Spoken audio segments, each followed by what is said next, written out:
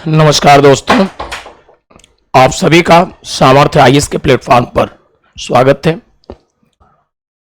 आज हम लोग बातें करेंगे प्रीएम्बल प्रस्तावना पर। तो आइए देखा जाए, ये आज का टॉपिक होगा संविधान की प्रस्तावना।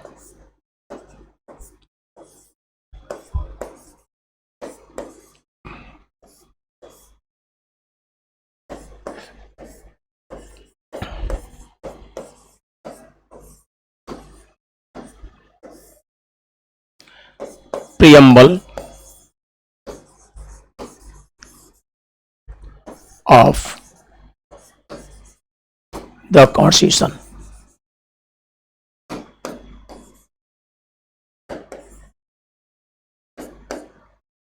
संविधान की प्रस्तावना, इस पर हम लोग बातें करें।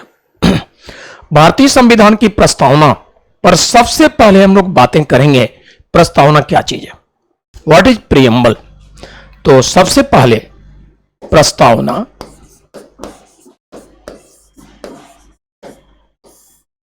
क्या है, सबसे पहले हम लोग इस पर बातें करें। What is preamble. सीधे से कहा जाए, प्रस्तावना किसी संविधान के दर्शन को सार रूप में प्रस्तुत करने वाली एक संक्षिप्त अभिव्यक्ति है। तो एक सेंटेंस में बहुत कुछ बातें कंफर्म हो जाती है। फिर से सुनिएगा, प्रस्तावना किसी संविधान के दर्शन को सार रूप में प्रस्तुत करने वाली एक संक्षिप्त अभिव्यक्ति है। प्रस्तावना उन मुख्य उद्देश्यों को निर्धारित करती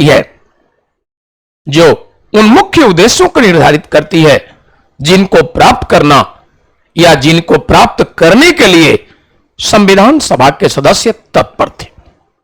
इस प्रकार से देखा जाए तो संविधान की जो प्रस्तावना है, उन सारी बातों को इसी के द्वारा निर्धारित किए जाते हैं जिनको प्राप्त करना उद्देश्य था संविधान सभा का। प्रस्तावना की बात किया जाए तो पंडित जवाहरलाल नेहरू जो ऑब्जेक्टिव रिजोल्यूशन उद्देश्य प्रस्ताव तैयार किए थे, पंडित जवाहरलाल नेहरू द्वारा तैयार किए गए और 13 दिसंबर, ये डेट 13 दिसंबर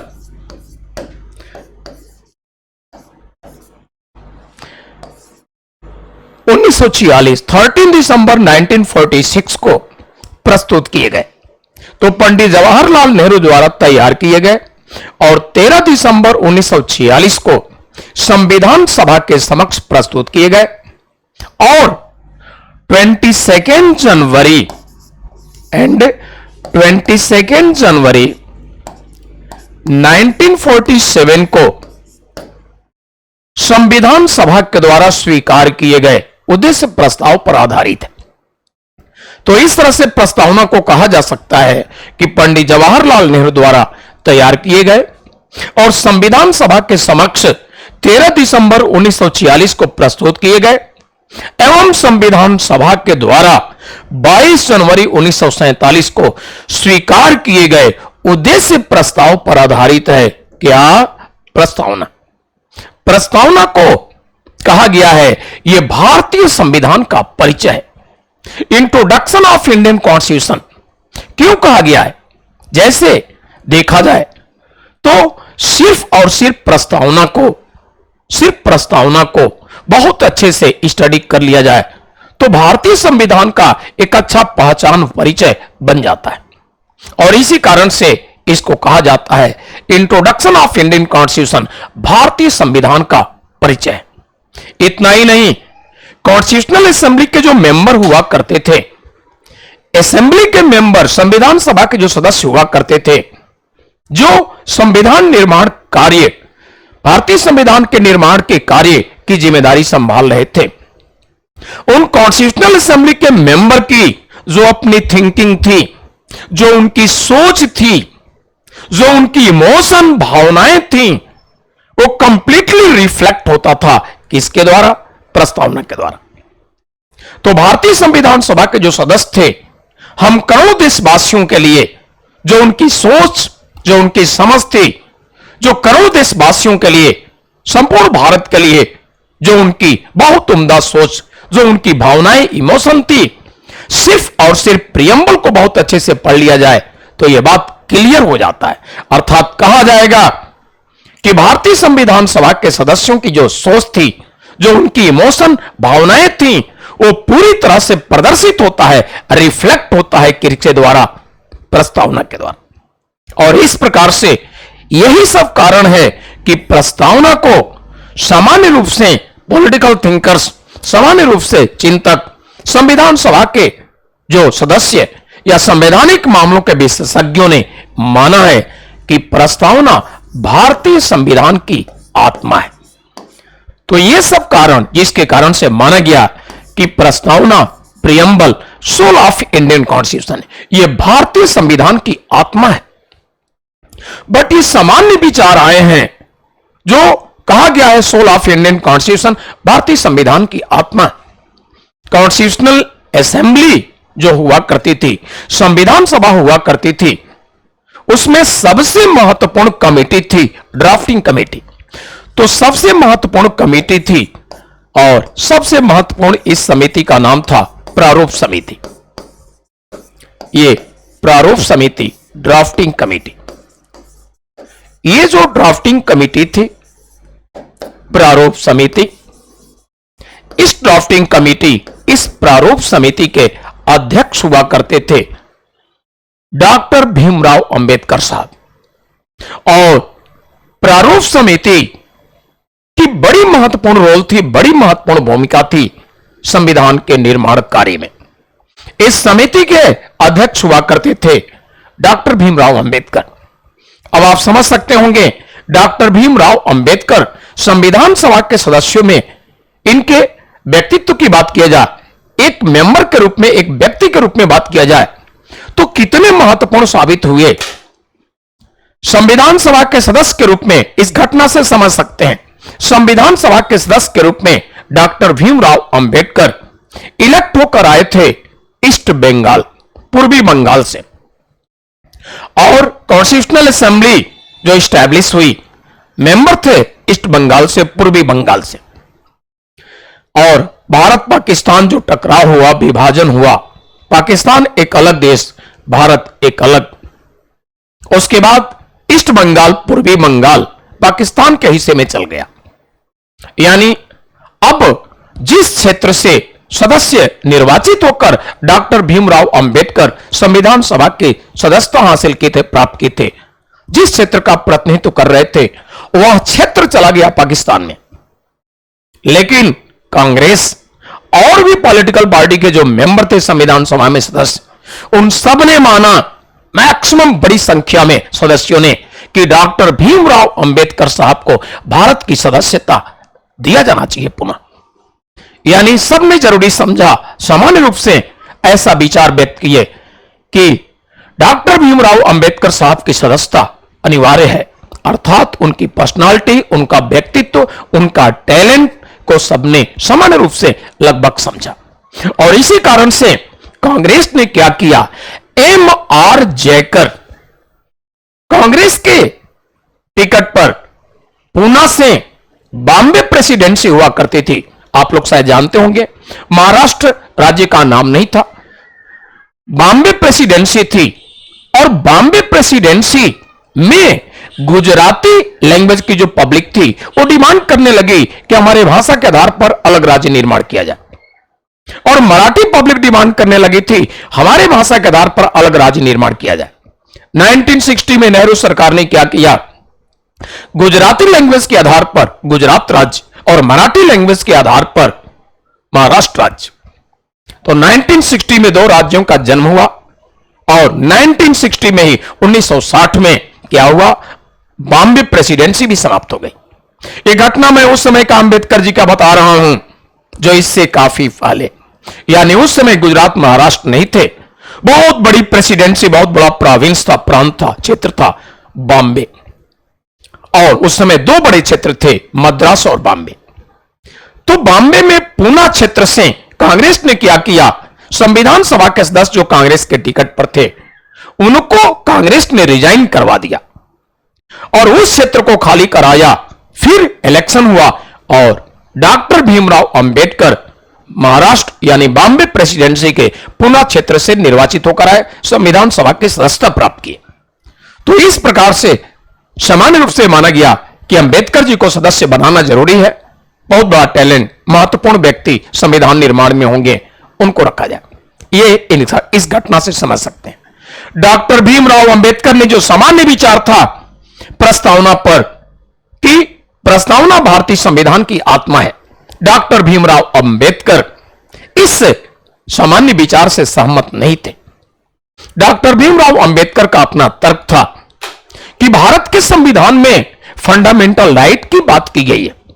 भारतीय संविधान में जो मूल अधिकार की बात की गई है, अंबेडकर जी ने अपने भाषण में बताया कि फंडामेंटल राइट मूल अधिकार का मीनिंग है ह्यूमैनिटी, मानवता।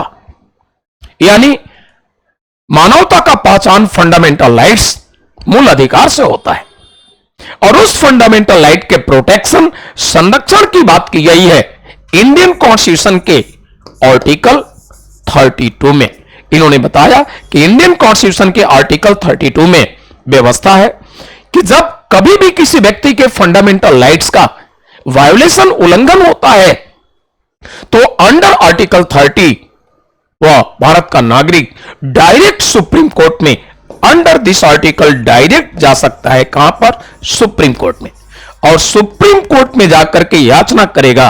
सुप्रीम कोर्ट क्या करेगा? Under this article supreme court को पावर है 5 रीट ऑर्डर करने का। 5 रीट पावर है ऑर्डर करने को। इस 5 में से जो भी रीट का डिमांड एप्लीकेशन देकर वो भारत का नागरिक करेगा, उस रीट को ऑर्डर करके सुप्रीम कोर्ट उसके फंडामेंटल राइट्स के प्रोटेक्शन, संरक्षण प्रदान करेगा। यानी इस प्रकार से डॉक्टर भीमराव अंबेडकर ने संविधान सभा के सदस्यों को उपस्थिति में भाषण देते हुए उन्होंने बोला कि फंडामेंटल राइट्स का मीनिंग है ह्यूमैनिटी, मानवता। मानवता का पहचान मूल अधिकारों से होता है और उस मूल अधिकार, उन मूल अधिकारों के प्रोटेक्शन, संरक्षण की बात की गई है अनुच्छेद 32 में, जो संवैधानिक उपचारों की बात की गई है अंडर दिस आर्टिकल। और फंडामेंटल राइट्स के प्रोटेक्शन का मीनिंग है मानवता, ह्यूमैनिटी का प्रोटेक्शन, मानवता का संरक्षण। आगे अपने भाषण में डॉक्टर अंबेडकर ने कहा कि चूंकि मानवता का संरक्षण, मूल अधिकारों का संरक्षण, मानवता का संरक्षण इसके द्वारा होता है article 32 right to constitutional remedies, संवैधानिक उपचारों के अधिकार के द्वारा। इसलिए अंबेडकर जी ने अपने भाषण में बोला था, इसलिए मेरे ख्याल से सोल ऑफ इंडियन कॉन्स्टिट्यूशन, भारतीय संविधान की आत्मा, संवैधानिक उपचारों का अधिकार या article 32 right to constitutional remedies को माना जाना चाहिए, प्रियम्बल प्रस्तावना को नहीं। तो अगर सामान्य रूप से आपसे प्रश्न पूछा गया कि भारतीय संविधान की आत्मा किसे कहा जाता है, ऑप्शन होगा preamble, B option directive principle, C option fundamental duties and D option क्या होगा? नन ऑफ दिस, इनमें से कोई नहीं।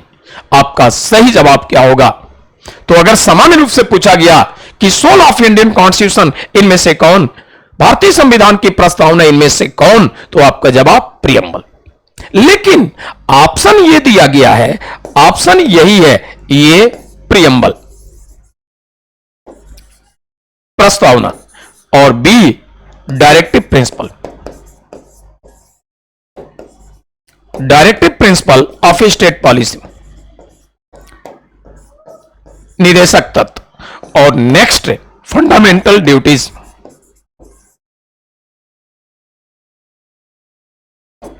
फंडामेंटल ड्यूटीज मूल कर्तव्य, और नेक्स्ट नन ऑफ दिस,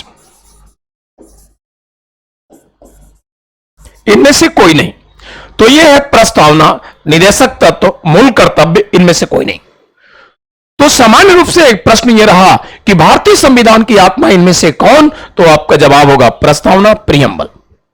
लेकिन अगर यह पूछा गया डॉक्टर भीमराव अंबेडकर के अनुसार सोल ऑफ इंडियन कॉन्स्टिट्यूशन इनमें से कौन, भारतीय संविधान की आत्मा डॉक्टर भीमराव अंबेडकर के अनुसार इनमें से किसको कहा जाएगा, अब आपका जवाब क्या होगा? None of these. अगर doctor B R Ambedkar ji के अनुसार पूछा गया, ये डॉक्टर अंबेडकर जी के अनुसार पूछा गया,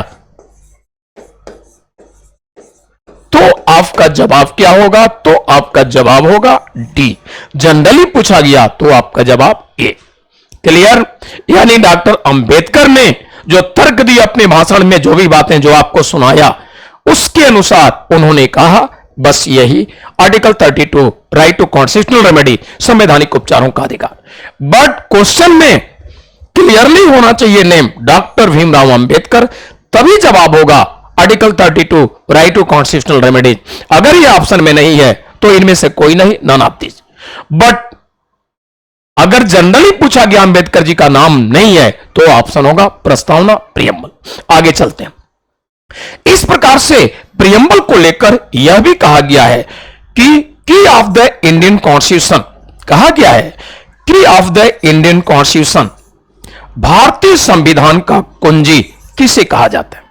आपसे पूछा जाता है क्वेश्चन, भारतीय संविधान का कुंजी इनमें से किसको कहते हैं? तो भारतीय संविधान का कुंजी की बात किया जाए, आपका जवाब होगा प्रियम्बल। लेकिन प्रश्न यह है, क्यों प्रियम्बल को ही भारतीय संविधान का कुंजी कहा जाता है? की of the Indian constitution preamble को ही क्यों? क्यों नहीं फंडामेंटल राइट? क्यों नहीं डायरेक्ट प्रिंसिपल? क्यों नहीं सिटीजनशिप? बहुत सारे प्रोविजन है, जुडिशरी एटसेट्रा, अदर प्रोविजन को की ऑफ द इंडियन कॉन्स्टिट्यूशन क्यों नहीं? क्यों? इसी को कारण समझिए। जैसे मानकर चलिए, आपको समझाने के लिए, आप सभी को समझाने के लिए मैं एक एग्जांपल रखना चाहूंगा ताकि इजीली समझ सकें इस थीम को कि कहा क्यों जाता है प्रियम्बल को, आसानी से समझ जाएंगे। दरअसल सपोज कर लीजिए, जिस स्टूडियो में खड़ा होकर मैं क्लास ले रहा हूं, सपोज कर लीजिए ये लेक्चर हॉल है और इसमें लगभग 100 स्टूडेंट प्रेजेंट है, ऑफलाइन क्लास चल रहा है। सडनली एक बार कोई व्यक्ति क्लास में एंट्री किया और हाथों में ब्रीफकेस लिया हुआ है। एग्जाम्पल को ध्यान से सुनेंगे। वह व्यक्ति क्लास में एंट्री किया, हाथों में ब्रीफकेस लिया हुआ है।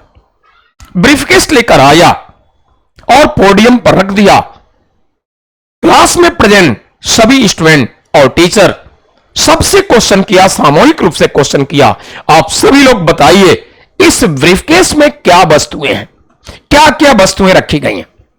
हम सभी लोगों ने सामूहिक रूप से जवाब हम सभी लोगों ने सामूहिक रूप से जवाब दिया कि क्लियर ही नहीं है इस ब्रीफकेस में क्या वस्तुएं, क्योंकि वस्तुएं आपने रखे हैं, बंद आपने किए हैं, इसलिए क्लियर नहीं है। आप जानते होंगे। कुछ सेकंड तक खड़ा रहा, उसने अपने चाबी, ब्रीफकेस के चाबी को पॉकेट से निकाला और क्लास में किसी स्टूडेंट के पास ऐसे फेंक दिया। रमेश नाम का एक स्टूडेंट ने चाबी को, की को कैच कर लिया और खड़ा हुआ, पोडियम पर जो रखा हुआ है ब्रीफकेस उठाया और उठा करके उसी की के सहारे खोल दिया और बोला सब कुछ क्लियर है, आप देख लीजिए क्या क्या वस्तुएं हैं। जरा आप लोग बताइए, आप लोगों से अगर क्वेश्चन पूछा गया कि उस ब्रीफकेस की वस्तुओं को क्लियर किसने किया, निश्चित रूप से आप सभी लोग जवाब देंगे रमेश ने किया, क्योंकि उसी ने चाबी से खोला। लेकिन रमेश किसके सहारे क्लियर किया ब्रीफकेस की वस्तुओं का? तो आप बताएंगे की के द्वारा, की के सहारे। जब तक की नहीं था, हम क्लास में जो इतनी बड़ी संख्या थी सबने यही जवाब दिया, क्लियर ही नहीं है। ठीक, तो जिस तरह से ब्रीफकेस की वस्तुएं रमेश ने क्लियर किया, किसके द्वारा, किसके सहारे? तो आपका जवाब होगा कुंजी के द्वारा। उसी प्रकार से इंडियन कॉन्स्टिट्यूशन में बहुत सारे ऐसे प्रोविजन मेंशन हैं, इस तरह की बातें लिखी गई हैं, ऐसे भी थीम दिए गए हैं जो बड़ी कॉम्प्लिकेसी है, बड़ी जटिलता है, मीनिंग ही क्लियर नहीं है। उसको लेकर के हम आप भारत के नागरिक कहां पहुंचते हैं? हम आप भारत के नागरिक पहुंच जाते हैं इंडिया के सबसे बड़े कोर्ट। ये कौन सा कोर्ट? सुप्रीम कोर्ट, सर्वोच्च न्यायालय, एपेक्स कोर्ट, यहां पहुंच जाते हैं। और सुप्रीम कोर्ट को पावर है इंटरप्रेट करने का, तो सुप्रीम कोर्ट को पावर है इंटरप्रिटेशन,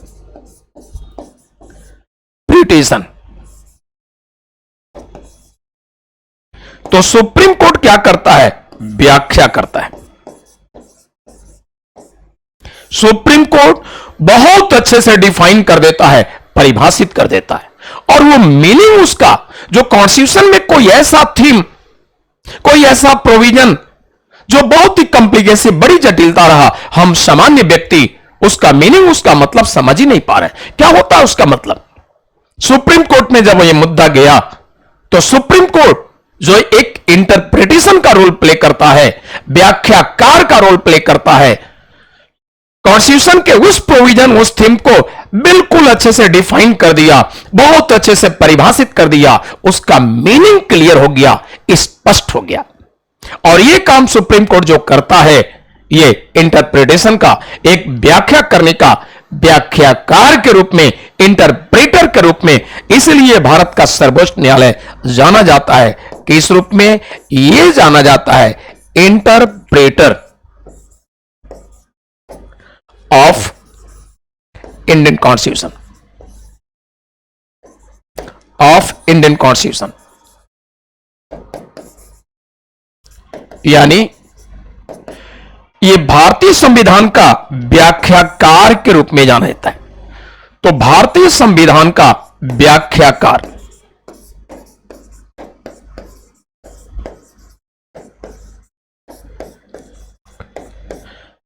भारतीय संविधान का व्याख्याकार, इंटरप्रेटर ऑफ इंडियन कॉन्स्टिट्यूशन के रूप में जाना गया है सुप्रीम कोर्ट। इस प्रकार से क्लियर हो गया। लेकिन यह बात हम लोग को सोचना है, जो supreme court interpreter of Indian constitution है, भारतीय संविधान का व्याख्याता, जो संविधान में कॉम्प्लिकेसी है, जटिलता है, कुछ ऐसे थीम, उनको बहुत अच्छे से डिफाइन कर दिया, परिभाषित कर दिया, मीनिंग क्लियर हो गया, स्पष्ट हो गया, हम सामान्य व्यक्ति भी उसको समझ जाते हैं क्या है संविधान में इस व्यवस्था का मतलब। लेकिन सुप्रीम कोर्ट ये काम जो करता है, किस बेसिस पर? प्रियम्बल के बेसिस पर, प्रियम्बल के आधार पर। जिस तरह से क्लास का स्टूडेंट रमेश ने क्लियर किया ब्रीफकेस के वस्तुओं को, किसके द्वारा, किसके सहारे? तो आपका जवाब की। तो रमेश के जगह किसको लेंगे? सुप्रीम कोर्ट को। उसी प्रकार से सुप्रीम कोर्ट हमारी कॉन्स्टिट्यूशन के उस कॉम्प्लिकेसी, जटिलता को जो बिल्कुल क्लियर किया, डिफाइन किया, स्पष्ट किया, परिभाषित किया, किस आधार पर किया? प्रस्तावना के आधार पर। इसी कारण से प्रस्तावना को कहा गया है की ऑफ द इंडियन कॉन्स्टिट्यूशन, यह भारतीय संविधान का कुंजी है। अब आप समझ गए होंगे। तो ये एग्जांपल मैंने इसीलिए दिया कि की ऑफ द इंडियन कॉन्स्टिट्यूशन, भारतीय संविधान के प्रस्तावना को संविधान का कुंजी क्यों कहते हैं, आप समझ गए होंगे। आइए इसके बाद हम लोग आगे बढ़ते हैं। प्रियम्बल को माना गया है कि प्रियम्बल इंडियन कॉन्स्टिट्यूशन में एक ऐसा प्रॉपर, प्रियम्बल को माना गया है, preamble is a proper yard stick, proper yard stick, preamble is a proper yardstick with which one can measure the worth of the constitution।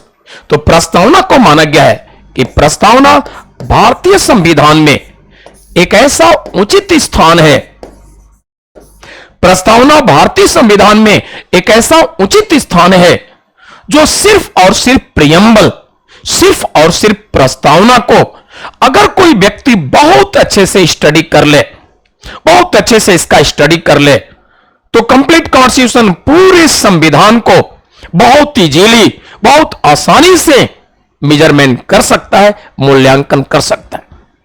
पूरे संविधान को किसी व्यक्ति ने स्टडी नहीं किया, सिर्फ और सिर्फ किसका स्टडी किया? प्रियम्बल का। और सिर्फ प्रियम्बल का स्टडी करके इतने बड़े भारतीय संविधान का मूल्यांकन, मेजरमेंट बहुत आसानी से कर सकता है कि भारतीय संविधान का एम, उद्देश्य क्या है, भारतीय संविधान में किस तरह के प्रावधान, करोड़ देशवासियों के लिए कैसा व्यवस्था है संविधान में, क्या है संविधान, बहुत आसानी से सिर्फ प्रियम्बल को पढ़ करके। और इसीलिए कहा गया है preamble is a proper yardstick with which one can measure the worth of the constitution. भारतीय संविधान में प्रस्तावना एक ऐसा उचित स्थान है जो सिर्फ और सिर्फ प्रस्तावना का स्टडी करके, अध्ययन करके पूरे संविधान का मूल्यांकन, मेजरमेंट किया जा सकता है। इस तरह से प्रस्तावना को ये सब ग्राउंड है जिसके आधार पर महत्व दिया गया। तो प्रस्तावना क्या चीज है, अब आसानी से आप जवाब दे सकते हैं।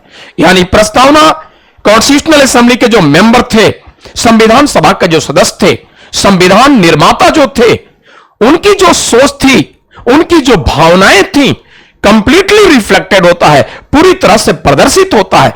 किसके द्वारा? प्रियम्बल के द्वारा। और क्यों? ये सारी बातें इसके लिए साक्ष्य सबूत हैं। एक बात और, अगर आपसे पूछा गया कि प्रस्तावना की संकल्पना, ये प्रस्तावना जो है, अगर आपसे पूछा गया प्रस्तावना की संकल्पना, प्रस्तावना की संकल्पना कहां से लिया गया, तो प्रस्तावना की संकल्पना अगर पूछा गया कहां से लिया गया, तो आपका जवाब क्या होगा? आपका जवाब होगा, बल्कि इसको इस तरह से दीजिए, प्रस्तावना की अगर पूछा गया संकल्पना कहां से लिया गया, तो आपका जवाब होगा, और यह जवाब होगा यूएसए। भारतीय संविधान की प्रस्तावना की जो संकल्पना है वो यूएसए से लिया गया। लेकिन यह पूछा गया भारतीय संविधान की प्रस्तावना की विषय वस्तु,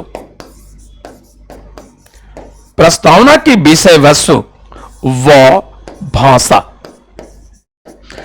तो भारतीय संविधान के प्रस्तावना की विषय वस्तु व भाषा कहां से लिया गया, तो इस क्वेश्चन का जवाब क्या होगा? इस क्वेश्चन का जवाब होगा ऑस्ट्रेलिया। यह कहां से लिया गया? ऑस्ट्रेलिया से। तो यह भी ध्यान देना है, अगर पूछा गया कि इंडियन कॉन्स्टिट्यूशन, भारतीय संविधान का जो विषय वस्तु, सब्जेक्ट, लैंग्वेज की बात है, यह कहां से एडॉप्ट किया गया, कहां से लिया गया, तो यह ध्यान देना है। ऑप्शन देगा कनाडा, ऑस्ट्रेलिया, आयरलैंड, यूएसए। सावधानी रखना है, अगर विषय वस्तु, भाषा की बात पूछा गया कमीशन के द्वारा, तो जवाब यूएसए नहीं, ऑस्ट्रेलिया। लेकिन रिजोल्यूशन संकल्पना की बात की गई, तो जवाब ऑस्ट्रेलिया नहीं, यूएसए। बहुत सावधानी से देखना है। आइए इसी के बाद हम लोग बातें करेंगे प्रियम्बल, प्रस्तावना से संबंधित कुछ और बातें हम लोग बातें करेंगे। क्या प्रस्तावना भारतीय संविधान का भाग है? अब इस पर बातें करेंगे, ठीक।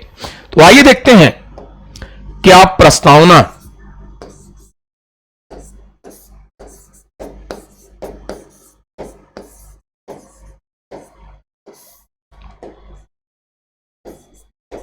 संविधान का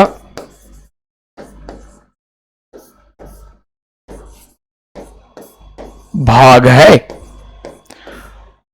तो क्वेश्चन है, अगर आपसे पूछा गया कि क्या प्रस्तावना संविधान का भाग है, इस पर हम लोग चर्चा करते हैं। इसको लेकर के सुप्रीम कोर्ट में एक केस गया था, और यह केस था वेरुवाणी यूनियन। यह मामला था वेरुवाणी यूनियन मामला, और इस मामले में सुप्रीम कोर्ट अपना डिसीजन दिया था इन 1960। तो वेरुवाणी यूनियन का जो मामला था, इसमें सुप्रीम कोर्ट ने अपने जजमेंट डिसीजन में दिया, preamble is not a part of Indian constitution. प्रस्तावना भारतीय संविधान का भाग नहीं है। यह सुप्रीम कोर्ट का डिसीजन था। तो सुप्रीम कोर्ट ने इस केस में मान लिया कि प्रस्तावना भारतीय संविधान का भाग नहीं है। इसने अपना निर्णय दिया। लेकिन कुछ वर्षों के बाद इसी सुप्रीम कोर्ट में फिर एक केस गया, और यह केस था इस प्रकार से, केस था केशवानंद भारती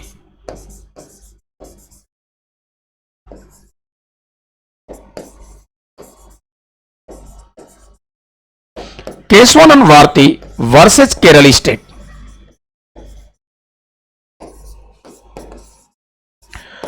और Kesavananda Bharati versus Kerala state case in 1973। Kesavananda Bharati बनाम केरल राज्य केस में सुप्रीम कोर्ट ने अपने जो वेरुवाणी केस में डिसीजन दिया था, वेरुवाणी केस में जो डिसीजन दिया था, उस डिसीजन को, उस जजमेंट को चेंज कर दिया। ये केरल सुप्रीम कोर्ट ने उस डिसीजन को चेंज कर दिया। क्या निर्णय इसमें दिया, इसको समझिए। सुप्रीम कोर्ट ने केशवानंद भारती बनाम केरल राज्य केस में अब निर्णय दिया, पूर्व में जो निर्णय दिया था वेलुवाड़ी केस में, पूर्व के दिए गए निर्णय को उलट दिया, बदल दिया, परिवर्तित कर दिया। और क्या नया निर्णय, नई बात दिया। क्या दिया? Preamble is a part of Indian constitution, प्रस्तावना भारतीय संविधान का भाग है। बेरुबाड़ी केस में 1960 में सर्वोच्च न्यायालय अपना निर्णय दिया था कि प्रस्तावना भारतीय संविधान का भाग नहीं है। वही सर्वोच्च न्यायालय अपने दिए गए निर्णय को चेंज कर दिया, उलट दिया, परिवर्तित कर दिया केशवानंद भारती बनाम केरल राज्य केस में 1973 की बात। ध्यान दीजिए, इंडियन कॉन्स्टिट्यूशन का ये आर्टिकल है, इंडियन कॉन्स्टिट्यूशन का आर्टिकल है 137। तो भारतीय संविधान का एक अनुच्छेद है और ये अनुच्छेद है अनुच्छेद 137। ठीक है, इसमें जुडिशियल रिव्यू, न्यायिक पुनर्विलोकन की व्यवस्था है। ये जुडिशियल रिव्यू, न्यायिक पुनर्विलोकन,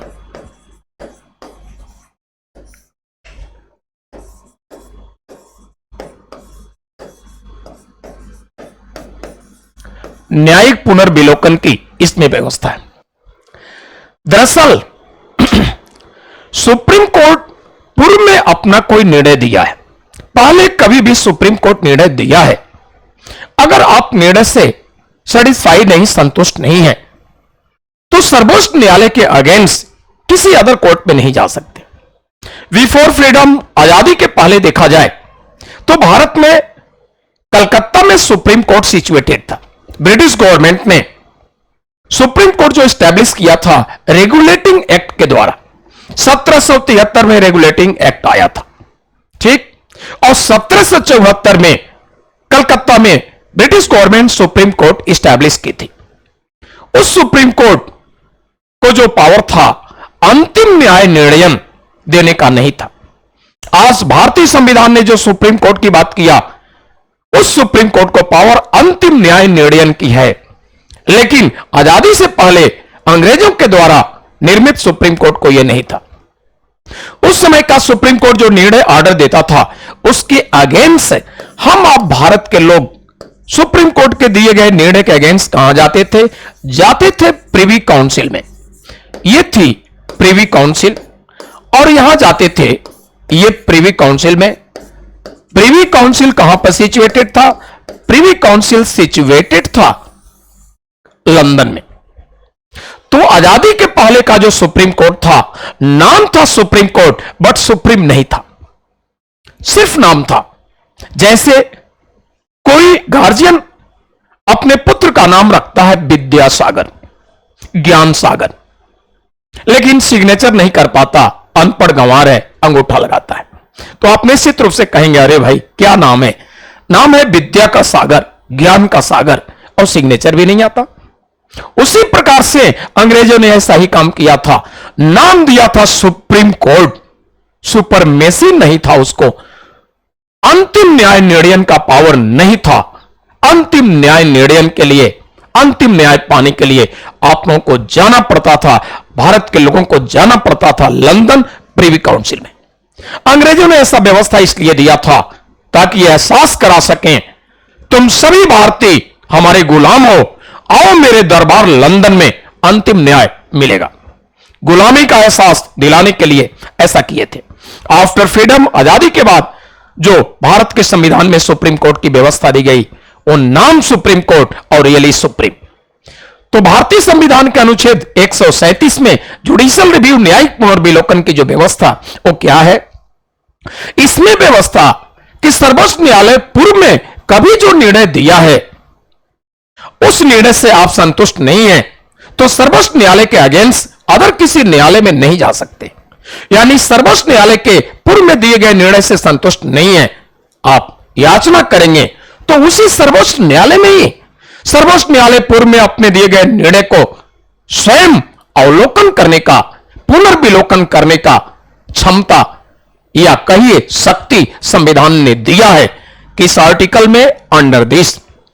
इस प्रकार से सुप्रीम कोर्ट ने बेलूवाड़ी केस में दिए गए निर्णय का अवलोकन किया, रिव्यू किया, जुडिशियल रिव्यू जिसे कहेंगे, न्यायिक पुनर्विलोकन, और इस तरह से अवलोकन के बाद अपने पूर्व में दिए गए निर्णय को कैंसिल कर दिया, रद्द कर दिया, उलट दिया, न्यू डिसीजन दिया केशवानंद भारती बनाम केरल राज्य केस में 1973 में। और क्या निर्णय दिया? प्रस्तावना भारतीय संविधान का भाग है। ठीक है, तो कमीशन आपसे क्वेश्चन करेगा कि प्रस्तावना भारतीय संविधान का भाग नहीं है, यह जजमेंट डिसीजन किस केस में सुप्रीम कोर्ट ने दिया? अब आप क्लियर है, प्रस्तावना भारतीय संविधान का भाग है, किस केस में, ये भी समझ गए। एक बात और मैं क्लियर कर दूं, जुडिशियल रिव्यू की जो बात की गई है, ये जुडिशियल रिव्यू की बात जो की गई है, यानी न्यायिक पुनर्विलोकन की जो बात की गई है,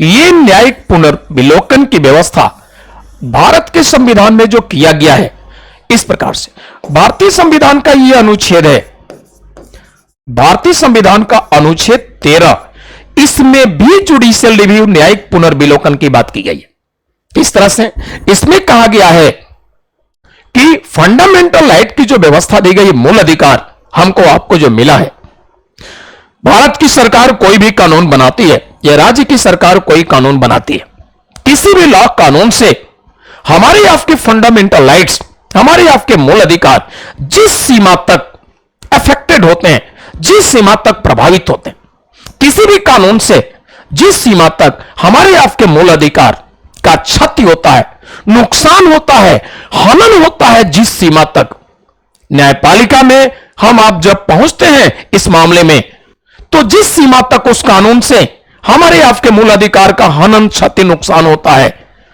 उस सीमा तक हमारी जुडिशरी उस कानून को क्या करेगी? जीरो कर देगी, शून्य कर देगी। तो यह जुडिशियल रिव्यू न्यायिक पुनर्विलोकन का पावर जो भारत के जुडिशरी न्यायपालिका को है, किस आर्टिकल में है? Under article 13। इसी प्रकार से देखा जाए तो जुडिशियल रिव्यू का पावर ये आर्टिकल है, आर्टिकल 32 में भी है। आर्टिकल 32 में जो व्यवस्था अभी मैंने बताया, 5 रिट्स, और ये पावर किसको है? ये पावर है एससी को, सुप्रीम कोर्ट को। इतना ही नहीं, इंडियन कॉन्स्टिट्यूशन का ये आर्टिकल है, article 226। Under this article SC को हाई कोर्ट को पावर है, और हाई कोर्ट को क्या पावर है? हाई कोर्ट को कॉन्स्टिट्यूशन ने पावर दिया है 5 रेट्स, 5 रेट ऑर्डर करने को। तो हाईकोर्ट अनुच्छेद 226 के अंतर्गत 5 रेट, जो रेट सुप्रीम कोर्ट अनुच्छेद 32 के तहत करता है, वही सभी 5 रेट अनुच्छेद 226 के तहत हाई कोर्ट को भी पावर है। ठीक, लेकिन guardian of fundamental right high court को नहीं कहा जा सकता, guardian of fundamental right supreme court को ही। क्यों? क्योंकि भारत में आज के डेट में 25 हाई कोर्ट्स हैं। कोई भी हाई कोर्ट्स कोई ऑर्डर, डिसीजन, कोई रेट किया, वो फाइनल, अंतिम नहीं है, क्योंकि उस हाई कोर्ट के दिए गए जजमेंट, डिसीजन के अगेंस्ट केस कहां जाएगा? सुप्रीम कोर्ट में। इसलिए गार्जियन हाई कोर्ट को नहीं माना गया है, सुप्रीम कोर्ट को। तो इस तरह से जुडिशियल रिव्यू के प्रोविजन आपके कॉन्स्टिट्यूशन में देखा, under article 13, under article 32, under article 226।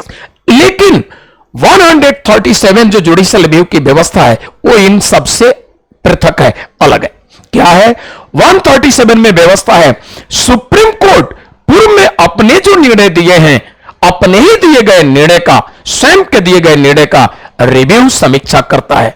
यह जुडिशियल रिव्यू की व्यवस्था 137 में इन सबसे सेपरेट, अलग है। क्लियर? आइए देखते हैं। इस प्रकार से देखा जाए तो यह प्रियम्बल के लिए जो व्यवस्था दिया गया है, आपने समझा। तो प्रियम्बल भारतीय संविधान का भाग है कि नहीं, आप क्लियर हो गए। एक और मुद्दा आगे चलते हैं, उस पर विचार करते हैं, क्या प्रस्तावना में संशोधन किया जा सकता है कि नहीं। तो अगला मुद्दा है, क्या प्रस्तावना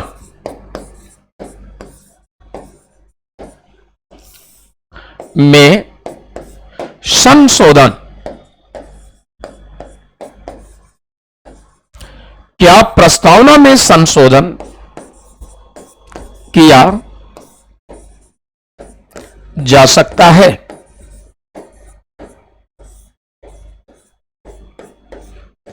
क्या प्रस्तावना में संशोधन किया जा सकता है, इस पर हम लोग बात करें। तो देखिए, प्रस्तावना में जो संशोधन की बात है, केस वही, कौन सा केस? ये केस था केशवानंद भारती, जो अभी मैंने बोला है, केशवानंद भारती बनाम केरल राज्य।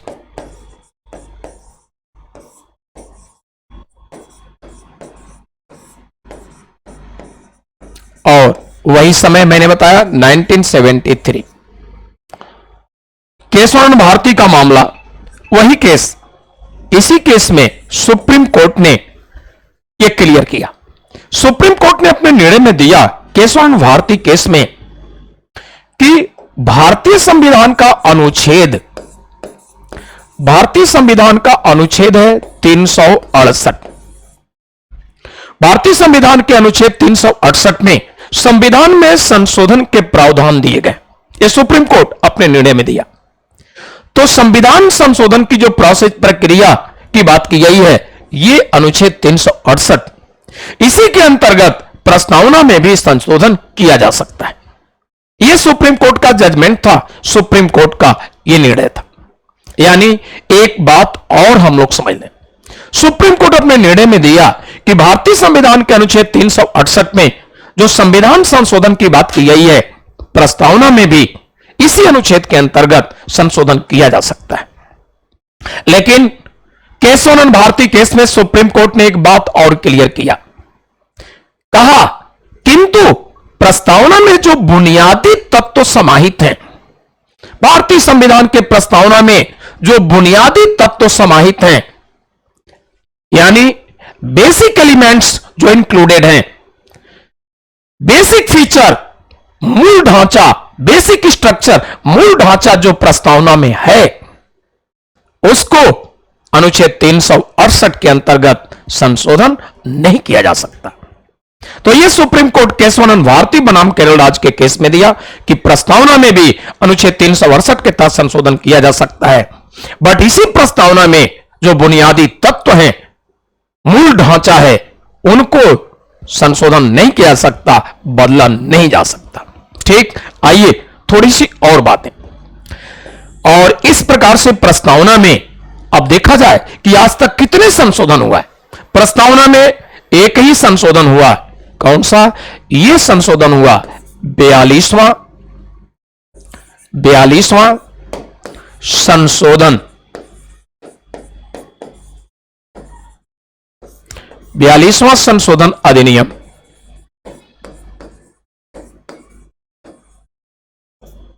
बयालीसवां संविधान संशोधन अधिनियम 1976, एक ही संशोधन। इसके पहले प्रस्तावना में कोई संशोधन नहीं, और आज तक, इसके बाद आज तक 2023 जुलाई आज तक कोई संशोधन नहीं, यही एक संशोधन। इस संशोधन के द्वारा क्या प्रस्तावना में ऐड किए गए, उनको देखा जाए। इस संशोधन के द्वारा प्रस्तावना में ऐड किए गए समाजवादी, यह सब प्रस्तावना में जोड़ा गया। समाजवादी, सोशलिस्ट, यह सब जोड़ा गया। और इसी संशोधन के द्वारा यह सब जोड़ा गया पंथ निरपेक्ष, सेकुलर। इसी संशोधन के द्वारा प्रस्तावना में जोड़ा गया अखंडता,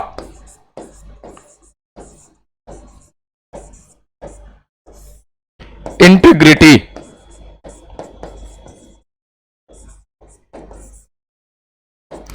तो प्रस्तावना में 42वें संशोधन के द्वारा 42nd अमेंडमेंट के द्वारा 3 वर्ड एडिट किए गए, 3 शब्द जोड़े गए।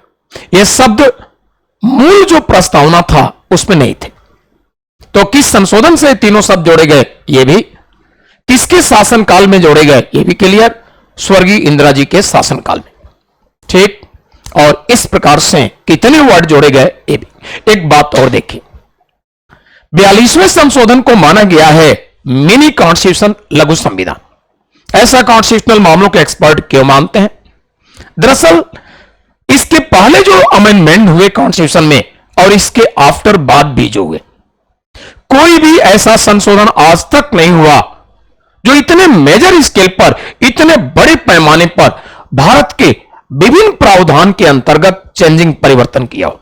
अकेला एक संशोधन है 42वां, जो अनेक जगह डायरेक्टिव प्रिंसिपल हो या यहां पर प्रियम्बल में हो या प्रेसिडेंट से मामले में, पार्लियामेंट के मामले में अनेक जगह बड़े चेंजिंग, परिवर्तन किए गए। इन्हीं कारणों से कॉन्स्टिट्यूशनल मामलों के एक्सपर्ट, लॉ के एक्सपर्ट ने इस अमेंडमेंट को कहा मिनी कॉन्स्टिट्यूशन, लघु संविधान। इतना व्यापक परिवर्तन, व्यापक चेंजिंग जो किए गए किसी और संशोधन से नहीं, इसी से, इंदिरा जी के शासनकाल में। और इस प्रकार से यह भी क्लियर हो गया कि प्रस्तावना में संशोधन किया जा सकता है, लेकिन प्रस्तावना में ही जो मूल ढांचे, बुनियादी तत्व जो दिए गए हैं, उनमें छेड़छाड़ नहीं, कोई चेंजिंग, परिवर्तन नहीं। क्लियर हो गया कि प्रस्तावना में संशोधन की व्यवस्था है और कब किया गया यह भी सामने आ गया। आइए अब हम लोग बातें करेंगे प्रस्तावना से संबंधित कुछ बातें और देखा जाए प्रस्तावना के मुख्य तत्व। तो आगे हम लोग बातें करेंगे प्रस्तावना के मुख्य तत्व।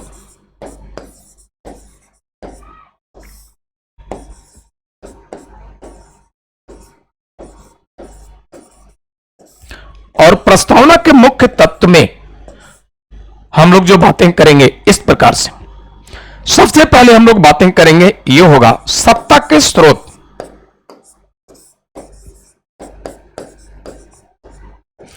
और सत्ता के स्रोत की बात किया जाए तो आपका जवाब होगा जनता। यानी भारत में सत्ता का स्रोत कौन है? तो आपका जवाब होगा जनता। ठीक। प्रस्तावना के मुख्य तत्व की बात किया जाए तो सबसे पहले हम लोग बात करेंगे सत्ता का स्रोत, और वो होगा पब्लिक, जनता। आगे और भी बात कर लिया जाए तो नेक्स्ट हम लोग कहेंगे प्रस्तावना से संबंधित कुछ और बातें, सत्ता के स्वरूप। नेक्स्ट बातें करेंगे सत्ता के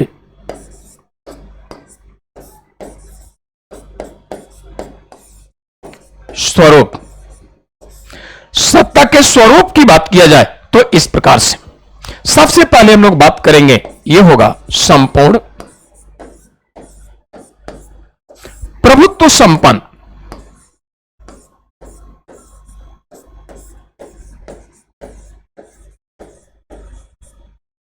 और नेक्स्ट हम लोग बातें करेंगे, यह होगा समाजवादी।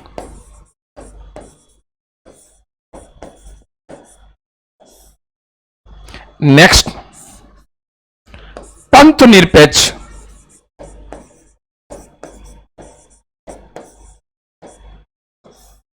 नेक्स्ट लोकतंत्रात्मक।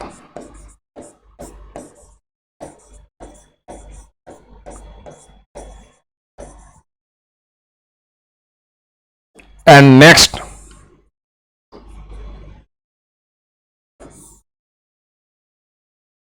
नेक्स्ट होगा रिपब्लिक, गणराज्य या गणतंत्रात्मक। तो सत्ता का यह स्वरूप है संपूर्ण प्रभुत्व संपन्न, समाजवादी, पंथ निरपेक्ष, लोकतंत्रात्मक, गणराज्य। अब आइए हम लोग बातें करेंगे सत्ता के उद्देश्य।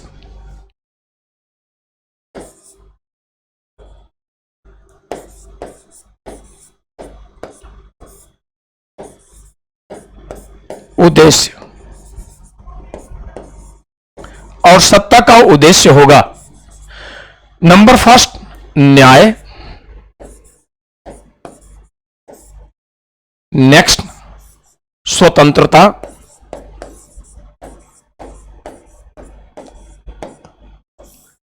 नेक्स्ट समता या समानता, एंड नेक्स्ट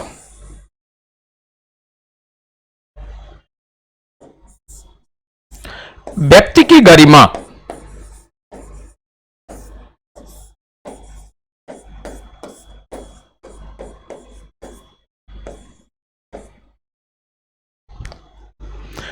और नेक्स्ट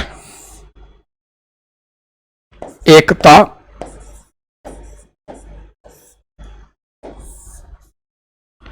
अखंडता,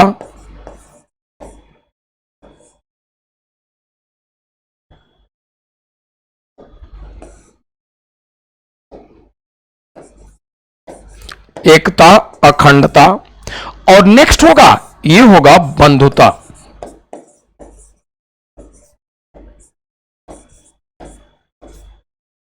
तो ये प्रस्तावना में जो सत्ता के उद्देश्य की बात की गई है, न्याय, स्वतंत्रता, समानता, व्यक्ति की गरिमा, एकता, अखंडता, बंधुता, इस प्रकार से जो सत्ता के मुख्य तत्व हैं मैंने आपके सामने रखा।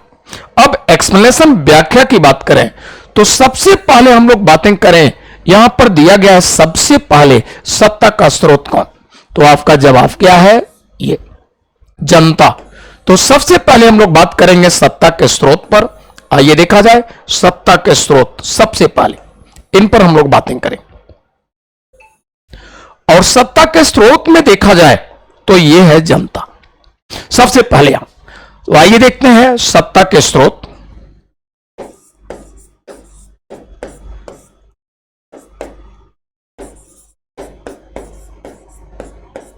और सत्ता के स्रोत ये जनता।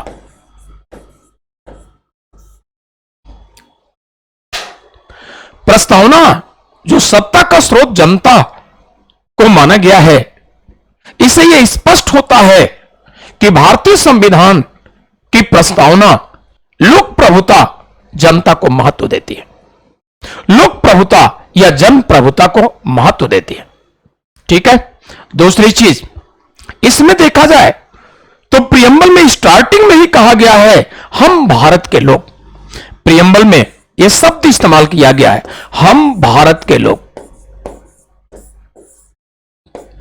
प्रियम्बल में शब्द इस्तेमाल किया गया है स्टार्टिंग में ही, हम भारत के लोग, we the people of India. तो पीपल ऑफ इंडिया, भारत के लोग को जो यहां दिया गया है, इससे स्पष्ट होता है कि भारतीय संविधान की प्रस्तावना लोक प्रभुता, जन प्रभुता को महत्व देती है। तो इस व्यवस्था से लोक प्रभुता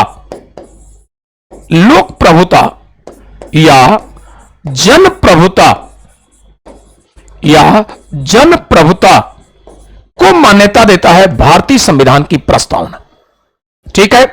लेकिन भारतीय संविधान की प्रस्तावना में जो अभिव्यक्ति दी गई है स्टार्टिंग में, शुरुआत में ही जो बातें, उससे यह स्पष्ट होता है, क्लियर होता है कि भारतीय संविधान की प्रस्तावना हम भारत के लोग, we the people of India, जो बातें दी गई हैं, इससे जन प्रभुता, लोक प्रभुता को मान्यता जो दिया गया है, इस विचार से सहमति सभी की नहीं है। एक ऐसे भी विचारक जिन्होंने माना है कि भारत के संविधान में लोक प्रभुता भ्रम है, और भारतीय संविधान में लोक प्रभुता को जो भ्रम कहा है, उस चिंतक का नाम होगा के.सी. वियर।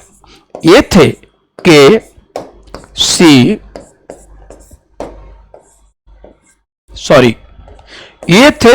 वियर।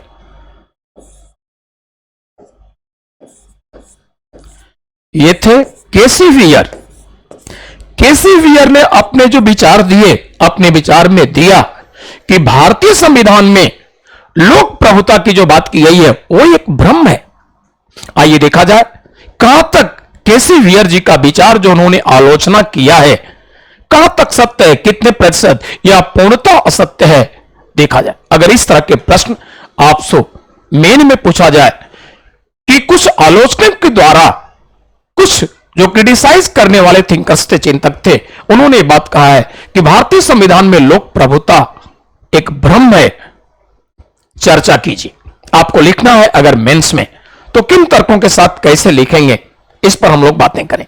यह के.सी. वियर जी का विचार है कि भारतीय संविधान में लोक प्रभुता भ्रम है। देखा जाए, सबसे पहले देखा जाए तो पहली बात, यहां पर एक ग्राउंड बनता है कि हमारे देश में पहली बार वयस्क मताधिकार, या ये कहा जाए सार्वभौम वयस्क मताधिकार के आधार पर जो निर्वाचन हुआ वो पहली बार कब?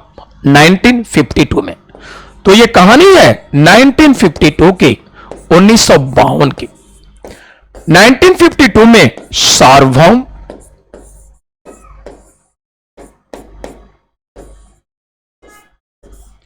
वयस्क सार्वभौम वयस्क मताधिकार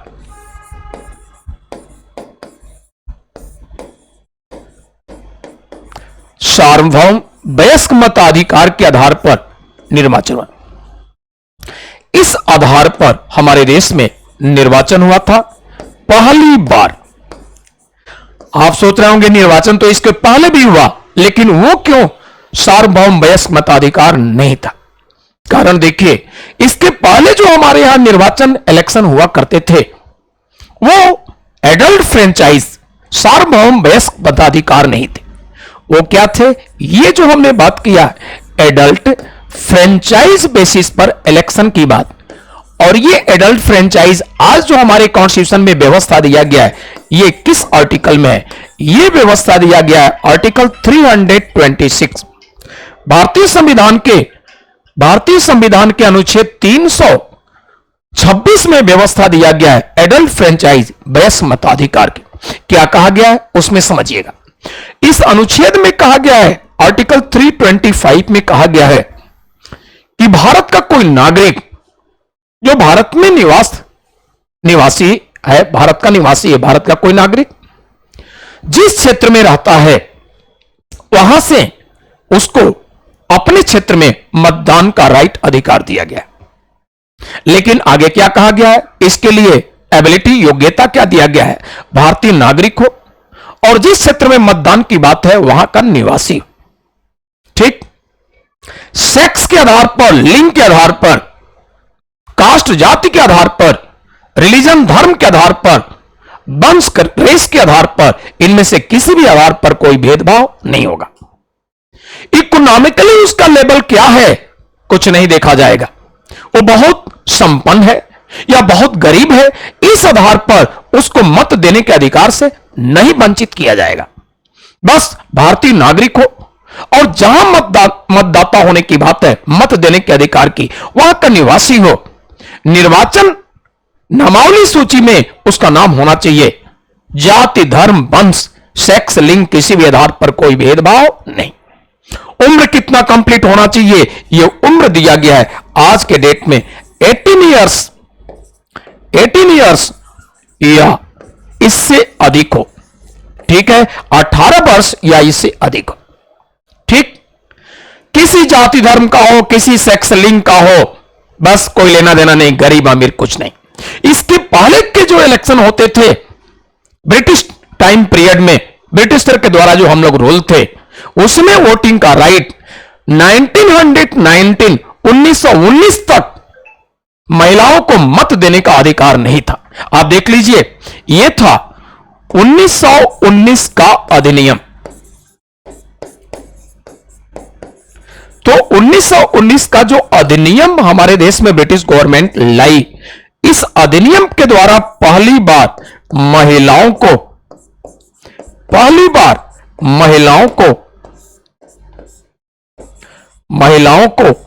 मत देने का अधिकार मिला। इसके पहले महिलाओं को मत देने का अधिकार था ही नहीं। तो फर्स्ट टाइम भारत के महिलाओं को मत देने का 1919 का जो अधिनियम आया, महिलाओं को मत देने का अधिकार ब्रिटिश गवर्नमेंट किया। यानी सेक्स के बेसिस पर, ठीक, लिंग के आधार पर यह व्यवस्था था। भेदभाव, सिर्फ पुरुषों को वोटिंग का राइट था, महिलाओं को नहीं। पहली बार महिलाओं को मतदान का अधिकार मिला तो ब्रिटिश गवर्नमेंट के एक्ट जो आए 1919 एक्ट, उसी से मिला। आगे चलिए, उसके बाद भी आज के जैसे एडल्ट फ्रेंचाइज वयस्क मताधिकार नहीं था। ब्रिटिश और अंग्रेज क्या किए थे? जो हमारे समाज के संपन्न वर्ग थे, जमींदार फैमिली से, या बहुत ज्यादा टैक्स पेयर हो, ब्रिटिश गवर्नमेंट को बहुत ज्यादा कर देते हो, बड़ी संपन्न हो, या बहुत ज्यादा जमीन जायदाद हो, संपन्न हो, तो बड़े व्यापार होते हो, संपन्न हो, खेती बाड़ी काफी जमींदार हो, राजा टाइप, या बहुत ज्यादा टैक्स पेयर हो, या साथ साथ शिक्षा के लेवल हाई हो। ये सभी बातें हैं तभी मत देने का अधिकार सामान्य रहने वाले भारत के हैं। आपको आर्थिक रूप से संपन्नता नहीं है, खेती बाड़ी ज्यादा नहीं, जमींदार फैमिली के नहीं, शिक्षा में बहुत नीचे हैं, आपको मत देने का अधिकार नहीं था। तो इस व्यवस्था को जो ब्रिटिशर ने व्यवस्था दिया, अंग्रेजों ने, इसको क्या सार्वभौम वयस्क मताधिकार कहेंगे? आपका जवाब होगा नहीं। आपके संविधान में व्यवस्था दिया गया, अंडर आर्टिकल 326 में व्यवस्था दिया गया है कि भारत का कोई नागरिक जिस क्षेत्र में मतदान करना है वहां के मतदाता सूची में नामो निवासी हो, किसी जाति का हो, किसी धर्म का हो, कोई भी सेक्स लिंग हो, पढ़ा हो या अनपढ़ हो, उसको मत देने का अधिकार होगा। स्त्री हो या पुरुष, सेक्स लिंग के आधार पर कोई डिस्क्रिमिनेशन, कोई भेदभाव नहीं। यह है एडल्ट फ्रेंचाइज बेस्ड मताधिकार। तो आपके देश में एक संविधान में, आपके देश के संविधान में एक संशोधन हुआ, और यह संशोधन था 61वां संशोधन अधिनियम। 61वां संशोधन अधिनियम, और 61वां संशोधन अधिनियम जो किया गया, इस अधिनियम को किया गया 1988 में। हालांकि यह इंप्लीमेंटेड लागू हुआ 1989 में। इसके द्वारा वयस्क होने का उम्र घटा दिया गया। कितना कर दिया गया? 18 वर्ष। इसके पहले वयस्क होने का उम्र कितना होता था? यह हुआ करता था 21 वर्ष। ठीक, तो एडल्ट फ्रेंचाइज वयस्क मताधिकार, सार्वभौम वयस्क मताधिकार की जो बात की गई है, आज के डेट में 18 वर्ष उम्र या इससे अधिक जिस भारतीय नागरिक का उम्र होगा, बस उसको मत देने का अधिकार होगा, जाति, धर्म, सेक्स, लिंग कुछ भी हो। ठीक, तो किस संशोधन से और कब यह कम किया गया, तो यह भी समझ गए। आगे देखते हैं। इस प्रकार से हमारे यहां सार्वभौम वयस्क मताधिकार की जो व्यवस्था, सार्वभौम वयस्क निर्वाचन हुआ पहली बार 1952 में। उसमें बहुत बड़े मतों से, भारी मतों से संविधान सभा के अनेक सदस्य निर्वाचित हुए। प्रत्याशी जनरली सामान्यतः उसमें कौन थे? जो स्वतंत्रता संघर्ष में थे, फ्रीडम फाइटर, बड़े बड़े देशभक्त, ऐसे ही लोग थे जो हम देशवासियों के लिए, देश के भविष्य के लिए, भारत देश के लिए बड़ा त्याग, बड़ी सेक्रीफाइस किए। जनरली ऐसे ही थे और बहुत भारी बहुमत से, बड़े मतों से निर्वाचित हुए। तो बड़े मतों से निर्वाचित होना यह इस बात का प्रमाण है कि जनता के मध्य उनकी लोकप्रियता थी। भारतीय जनता के मध्य उनकी पॉपुलैरिटी, उनकी लोकप्रियता थी। यह इस बात का सबूत है। तभी तो जनता ने उतना प्यार दिखाया। यह प्यार किस रूप में अभिव्यक्त हुआ? मत के रूप में, भारी मतों से, बहुत बड़े मतों से निर्वाचित हुए। यह इस बात का सबूत है, लोक प्रभुता, जन प्रभुता होने का सबूत है। आगे हम लोग देखें। भारतीय संविधान में डेमोक्रेसी को, लोकतंत्र को अपनाया गया। तो भारतीय संविधान में अपनाया गया क्या? लोकतंत्र। लोकतंत्र को अपनाया गया। लोकतंत्र यानी डेमोक्रेसी को महत्व दिया गया। भारत के संविधान में जबरदस्त महत्व दिया गया। और मदर ऑफ डेमोक्रेसी की बात किया जाए तो इंडिया को ही कहा जाता है। ठीक, मदर ऑफ डेमोक्रेसी कहा जाता है भारत को ही। लोकतंत्र को आपके संविधान सभा के सदस्यों ने भारत के संविधान में बड़ा महत्व दिया। अब आप जरा सोचिए, लोक प्रभुता की जो बात है, जिस देश में लोक प्रभुता ना हो, जिस देश के संविधान में लोक प्रभुता को महत्व दिया जाए, न दिया जाए, जिस देश में लोक प्रभुता को महत्व न दिया जाए, क्या वहां पर डेमोक्रेसी, लोकतंत्र संभव है? आपका जवाब होगा नहीं। तो भारतीय संविधान में लोकतंत्र को महत्व दिया गया, डेमोक्रेसी को महत्व दिया गया। यह इस बात का एविडेंस है, सबूत है कि भारतीय संविधान ने लोक प्रभुता, जन प्रभुता को महत्व दिया गया है। ठीक, इन सभी बातों से स्पष्ट होता है कि केसी वीर साहब का विचार सर्वथा अनुचित है, सर्वथा रॉन्ग है, गलत है, यह कहीं से भी उचित नहीं दिखता। केसी वीर जी का विचार कहीं से भी उचित नहीं दिखता। ठीक है, इसके बाद हम लोग बातें करेंगे यहां पर। ये तो हम लोग बातें करते रहे सत्ता का स्रोत, तो यहां से हम लोग देख लें अब हम लोग क्या बातें करेंगे। तो सत्ता के स्रोत के बाद हम लोग बातें करते हैं यहां पर सत्ता के स्वरूप, और सत्ता के स्वरूप में सबसे पहले दिया गया है संपूर्ण प्रभुत्व संपन्न। तो आइए देखा जाए, सत्ता के स्वरूप में हम लोग बातें करेंगे, और सत्ता के स्वरूप में जो व्यवस्था दिया गया है यह दिया गया है। दूसरा पॉइंट है सत्ता का स्वरूप, इस पर बातें करेंगे। सत्ता का स्वरूप, और सत्ता के स्वरूप में सबसे पहले बात किया गया है संपूर्ण प्रभुत्व संपन्न, इस पर बातें करते हैं।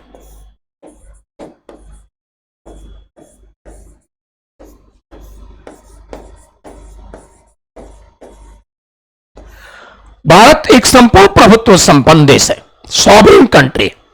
लेकिन क्या है इसका पहचान, इसको देखते हैं। दुनिया का वह देश जो दुनिया के किसी अन्य देश के नियंत्रण में, अधीनता में न हो, पूरी तरह से स्वतंत्र हो, अपने आंतरिक और बाह्य मामलों में स्वयं निर्णय लेने में सक्षम हो, इस तरह के देश को क्या कहेंगे, संपूर्ण प्रभुत्व संपन्न। भारत दुनिया के किसी दूसरे देश के नियंत्रण में नहीं है, दुनिया के किसी दूसरे देश के अधीनता को स्वीकार नहीं किया है। भारत आंतरिक और बाह्य मामलों में पूरी तरह से स्वतंत्र होकर निर्णय लेने में सक्षम है, इसलिए भारत को कहा जाएगा संपूर्ण प्रभुत्व संपन्न देश है, सॉवरेन कंट्री।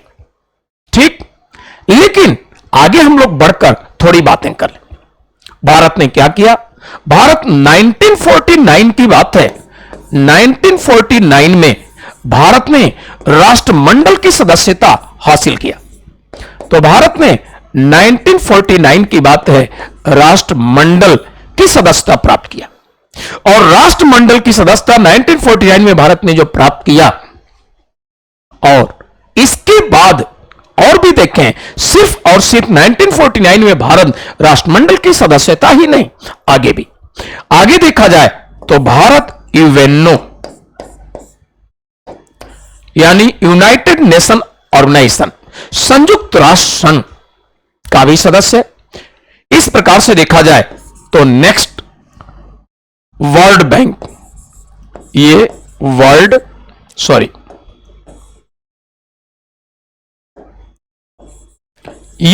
बैंक। नेक्स्ट देखा जाए तो इसी प्रकार से ये WTO, और इसी प्रकार से देखें तो नेक्स्ट IMF, यानी भारत जो है यूएनओ संयुक्त राष्ट्र संघ की सदस्यता प्राप्त किया, वर्ल्ड बैंक में भी, WTO वर्ल्ड ट्रेड ऑर्गेनाइजेशन यानी वर्ल्ड ट्रेड ऑर्गेनाइजेशन विश्व व्यापार संगठन, और IMF इंटरनेशनल मनी फंड अंतर्राष्ट्रीय मुद्रा कोष। भारत इन सभी अंतर्राष्ट्रीय संगठनों से संबद्ध है आज के डेट में। दूसरी चीजें कहा जाएगा कि वैश्वीकरण या कहा जाए वैश्वीकृत युग में आज जो देखा जाए, ये जो समय है वर्तमान समय, ये वैश्वीकृत या भूमंडलीकृत युग है। तो वैश्वीकृत या भूमंडलीकृत आज के समय को कहा जाएगा, यह वैश्वीकृत या भूमंडलीकृत युग में देखा जाए तो जो भी ये इंटरनेशनल ऑर्गेनाइजेशन है, जो भी अंतर्राष्ट्रीय संगठन है, इनकी भूमिका और बढ़ी है, इनकी इंपॉर्टेंस आज और बढ़े। तो आज के इस ग्लोबल समय में वैश्वीकृत या भूमंडलीकृत युग में, इस दौर में, भूमंडलीकृत दौर में देखा जाए तो यूएनओ हो, WTO हो, IMF हो या वर्ल्ड बैंक हो, इनकी भूमिकाएं, इनकी रोल बढ़ी है, और परस्पर विश्व के देशों का परस्पर संपर्क भी बढ़ा है इनके माध्यम से। एक बात और, ये जो भी ऑर्गेनाइजेशन है वर्ल्ड के, इनकी भूमिकाएं भी पहले से ज्यादा महत्वपूर्ण हुई है। ये जो संगठन है अपनी अनेक सुविधाएं दुनिया के अनेक देशों को प्रदान करते हैं। उन सुविधाओं के संदर्भ में ये टर्म कंडीशन भी रखते हैं। विभिन्न देशों के साथ जो सुविधाएं प्रदान करते हैं अनेक कंडीशन शर्तें रखते हैं। इन्हीं कारणों से एक आलोचना और सामने आया कि भारत संपूर्ण प्रभुत्व संपन्न देश नहीं है। क्या कहा गया? कहा गया कि वैश्वीकृत युग में भूमंडलीकृत समय में जो ग्लोबलाइज एक दौर है, इस दौर में अनेक तरह से देखा जाए तो विश्व के अनेक संगठनों से जुड़ा हुआ और उनके कंडीशन हैं, तो इस तरह सार्वभौम देश नहीं रहा। इस पर अपने तर्क देने हैं। इस प्रकार से मेंस में राइटिंग कर रहे हैं तो कि 1949 में भारत जो राष्ट्रमंडल की सदस्यता लिया प्राप्त किया, वो अपनी इच्छा से उस राष्ट्रमंडल का अध्यक्ष कौन है? ब्रिटेन। तो भारत ने राष्ट्रमंडल की कॉमनवेल्थ की जो मेंबरशिप प्राप्त किया अपने मर्जी अपने इच्छा से, और उसके साथ व्यवस्था क्या है? मेरी मर्जी, मैं अपने मर्जी से सदस्यता ले रहा हूं, जब चाहूं मैं अपने मर्जी से राष्ट्रमंडल की सदस्यता त्याग सकता हूं, यह व्यवस्था है। तो स्वयं अपने मर्जी से है सदस्यता प्राप्त किया, जब चाहे राष्ट्रमंडल की सदस्यता त्याग सकता है। इसलिए भारत की सॉवरेनिटी संप्रभुता पर राष्ट्रमंडल के सदस्य होने से कोई प्रभाव नहीं पड़ता। यूएनओ का मेंबर है, वर्ल्ड बैंक में देखा जाए, WTO, IMF, अनेक जगह जो इसका संबंध है, आज अनेक अंतर्राष्ट्रीय संगठनों से संबंध होते हुए भी, संबद्ध होते हुए भी देखा जाए तो भारत अपना स्वतंत्र विचार और भारत अपने देश हित को नजरअंदाज करके नहीं चलता। आपके लिए इस समय प्रेजेंट में ही इसके एग्जाम्पल मिलते हैं। समय समय से जो उदाहरण मिले हैं भारत ने प्रस्तुत किया वो तो है ही है। आप याद कीजिए, एक समय था हमारे देश के प्रधानमंत्री हुआ करते थे अटल बिहारी वाजपेयी साहब, और हमारा एक दुश्मन पड़ोसी है पाकिस्तान, जो उस समय उसके सर बड़े चढ़े थे। अरे उस समय क्या, आज भी कहा जाएगा, आज भी कहां सर उसके नीचे आज भी चढ़े हैं। हालांकि खाने को कुछ नहीं है, बड़ी विपन्नता है पाकिस्तान में, लेकिन आज भी क्या कहना, आज भी उसके धमके आते हैं एटम बम के।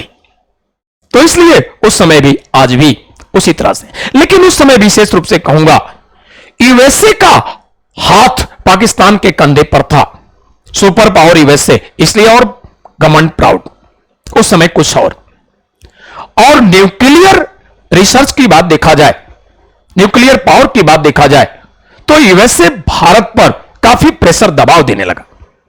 भारत के प्रधानमंत्री ने यूएसए के कोई प्रेशर दबाव में नहीं, और पोखरण का धमाका करके विश्व को मैसेज दे दिया, संदेश दे दिया कि भारत एक सॉवरेन कंट्री है, एक संप्रभु देश है, किसी के दबाव में, किसी के नियंत्रण में नहीं। आज भी वही हाल है। आज आपके प्रधानमंत्री जो हैं समय समय से इस तरह के मिसाल इवेंटों में, अनेक अंतर्राष्ट्रीय संगठनों में ये पेश कर रहे हैं, ये मिसाल रख रहे हैं कि भारत एक सॉवरेन कंट्री है, किसी के दबाव, किसी के नियंत्रण में नहीं। सुपर पावर यूएसए हो या रशिया हो। यूएसए ने आज देखा जाए तो यूएसए ने बहुत दबाव दिया। आज जो वार चल रहा है यूक्रेन और रशिया, यूक्रेन रशिया वार में यूएसए बहुत प्रेशर दबाव दिया कि भारत रशिया से कोई व्यापार न करे। भारत एक बड़ा देश है, व्यापारिक संबंध इसका रशिया से टूट गया, यूएसए ने चाहा, टूट गया तो रशिया की हालत आर्थिक रूप से बिगड़ जाएगी, और आर्थिक रूप से हालत बिगड़ जाना, युद्ध में समझौता करना पड़ेगा। बहुत दबाव दिया, लेकिन भारत सुपर पावर यूएसए के दबाव में नहीं आया। अपने अनुसार अपने देश के लिए जो उचित समझा स्वतंत्र रूप से करता रहा, यानी व्यापार करता रहा। अपने फायदे को देखकर सस्ते में वहां से पेट्रोल मिल रहे हैं, डीजल मिल रहे हैं, सस्ते में यूरेनियम मिल रहा है, बहुत कुछ मिल रहा है। तो अपने फायदे को देखते हुए और साथ साथ पुराना दोस्ताना संबंध ये देखते हुए संबंध नहीं तोड़ा। इस प्रकार से वही रशिया जब रेट बढ़ाया और व्यापारिक मामलों में 3-5 करने लगा तो भारत अपना दूसरा भी ऑप्शन ढूंढ लिया, यूएसए से भी बातचीत। अभी देखा जाए तो अनेक सैन्य मामलों में हथियार, अनेक तरह से एग्रीमेंट अभी जल्दी ही हुआ है भारत से, यानी रशिया भी चौंक गया। इन सभी से प्रूफ होता है कि सुपर पावर रशिया हो या यूएसए हो, भारत किसी के नियंत्रणाधीन नहीं, भारत किसी के कंट्रोल में नहीं, भारत एक सॉवरेन कंट्री है। यह इस बात का सबूत है। इसलिए ये बातें कहना कि भारत कुछ संगठनों, अंतरराष्ट्रीय संगठनों का सदस्य एटसेट्रा, इस आधार पर कहना कि भारत सॉवरेन कंट्री नहीं है, सर्वथा यह बात कहना अनुचित है, सर्वथा गलत है। इन सभी बातों प्रमाणों से साबित होता है कि भारत एक संपूर्ण प्रभुत्व संपन्न देश है, सॉवरेन कंट्री है। इन सभी साक्ष्यों से, प्रमाणों से साबित होता है। प्यारे बच्चों, दोस्तों, एक बात और आप लोगों से कहना चाहूंगा। शुरू में मैंने नहीं बताया, बार बार कहना भी ठीक नहीं है।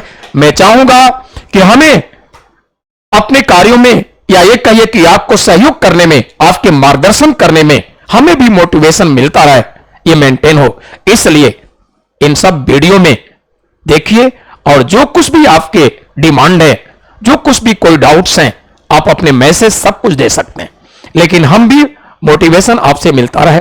सब्सक्राइब करें, शेयर करें, ये काम आप करते रहें तो हमें भी मोटिवेशन मिलेगा, और इस तरह से आपको गाइड करते रहेंगे। जो भी टॉपिक आप समझेंगे, जहां भी कॉम्प्लिकेटेड, मेंस के लिए, पीटी के लिए कैसे कैसे कहां क्या करना है, जो अच्छा स्कोर कर सकें, जल्दी सिलेक्शन, ये मैं अपना सेक्शन जो आपको गाइड कर रहा हूं अच्छे से करूंगा। तो आप ध्यान देंगे, आप सब्सक्राइब करें, लाइक करें और शेयर भी करें अपने अनेक ग्रुप, अपने मित्रों में। तो आज के वीडियो में मैं कहना चाहूंगा, आप जो भी बातें पढ़े हैं प्रियम्बल को लेकर, पीटी एंड मेंस दोनों के लिए बहुत आसानी से समझे होंगे, दोनों एग्जामिनेशन के लिए यूजफुल, उपयोगी होगा। और इसी तरह से हमारा भविष्य में भी कोशिश होगा, हम लोग सामर्थ्य आईएएस प्लेटफॉर्म पर इसी तरह से मिलते रहें, हम आपके लिए कोशिश करते रहें। तो आज इतना ही, और आपसे इजाजत लेना चाहूंगा। अगले वीडियो में फिर इसी क्रम में मिलेंगे। बहुत बहुत धन्यवाद। Thank you.